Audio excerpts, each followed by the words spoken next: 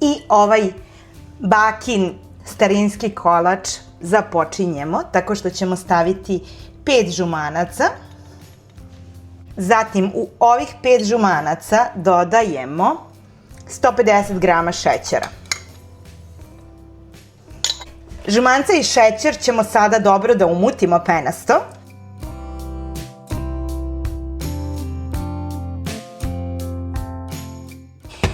Moram da napomenem da sam ja rernu na samom početku već uključila na 200 stepeni i u ova žumanca sada dodajem 150 grama otopljenog putera.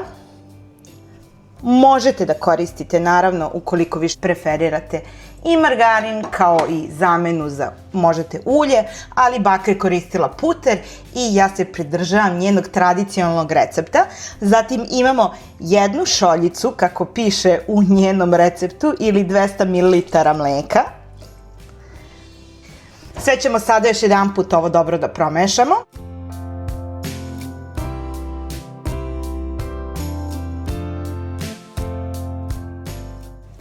Zatim ćemo u 200 grama brašna da dodamo jedan prašak za pecivo i ovo ćemo samo dobro da promešamo.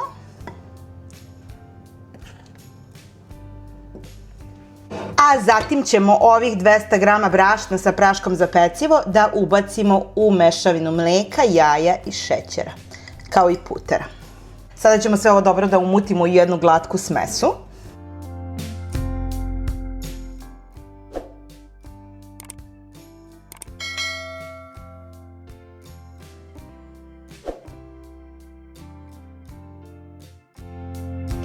I kada je sve ovo dobro umućeno, prebacujemo ga u pleh za pečenje. I iz šerpe gde smo otopili puter, ja sam samo preručila ovde u činiju i premazat ću je cijelu, kao i ivice.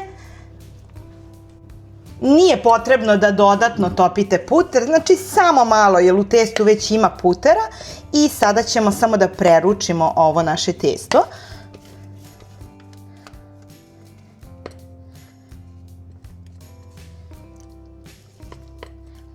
Blago ćemo samo da ga poravnamo kako bi došlo do svih ivica. Ovo je naš prvi sloj. Ne brinite, jer ima i drugi kao i treći.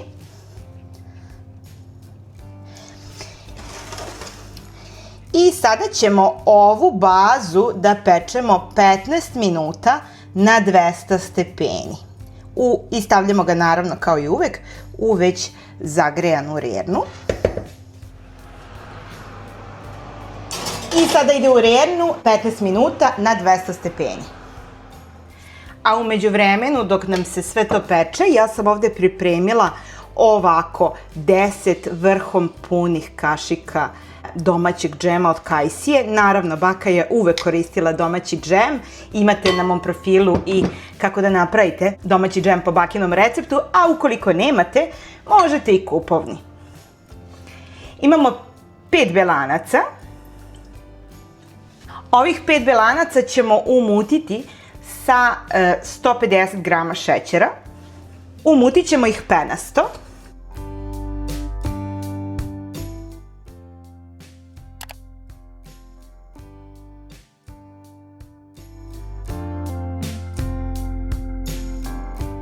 Evo vidite, belanca su nam lepo umućena. I sada ćemo u ova belanca da dodamo i 150 grama mlevenih oraha, kao i 50 grama, vidite, na najsitnije rendane čokolade. Sve ćemo ovo blago samo da pomešamo kako nam belanca ne bi spala.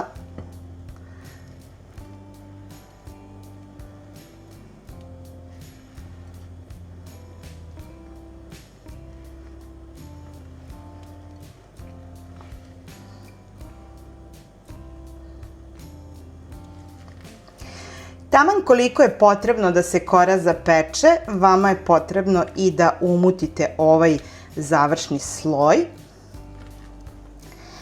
Zašto je ovaj kolač poseban. Poseban je zbog toga što ima sve ove slojeve.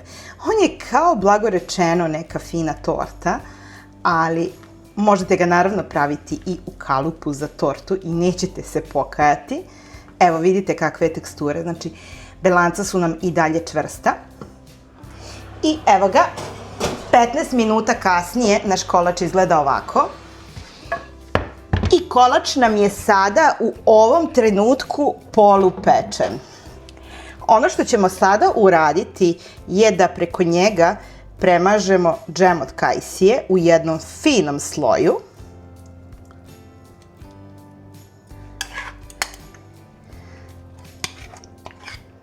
Kao što rekoh, 10 punih kašika džema.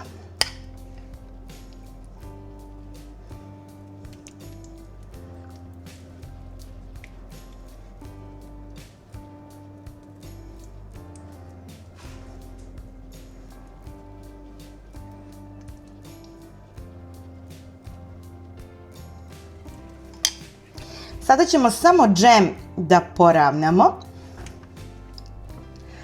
a zatim preko ovog džema idu ova umućena belanca sa orasima i čokoladom.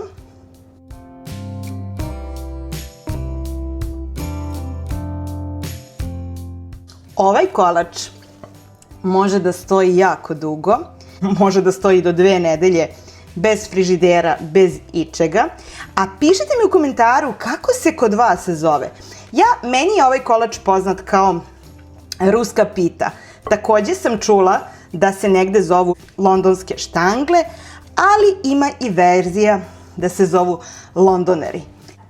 Pišite mi ukoliko znate i koji naziv vi znate za ovaj kolač.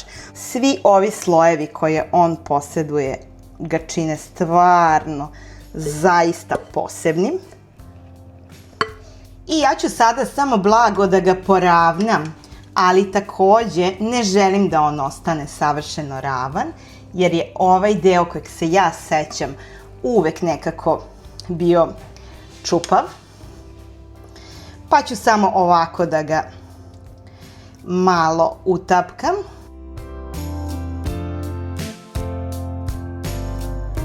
Pazite, činija je vruća, on sada ide u rernu na nekih 45 minuta do sat vremena na 150 stepeni, da se ovaj gornji sloj osuši, a i da se ovaj donji u potpunosti zapeče, kao i da se svi ovi slojevi u potpunosti sljube i postanu jedan kompaktan, a savršen kolač.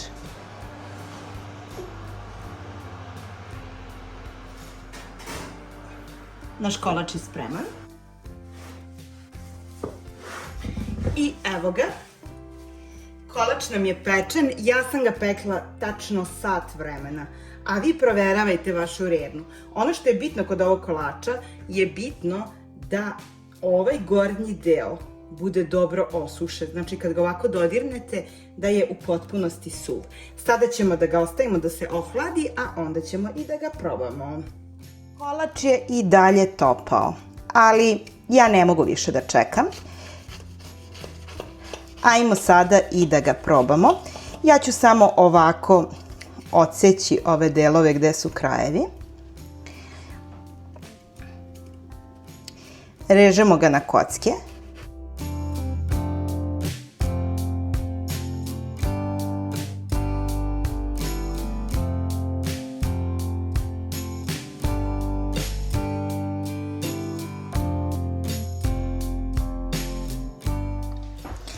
Spolja hrskavi, a iznutra mekani i savršeno sočni kolači. Ja vam toplo preporučujem da probate. I ukoliko vam se svidio ovaj video, ne zaboravite da ga lajkujete, da se subscribe-ujete na moj YouTube kanal i ne zaboravite da mi napišete kako se kod vas zove ovaj kolač. Da li je to ruska pita, londoner, London štangle ili nešto novo. Ljubim vas puno. Ćao!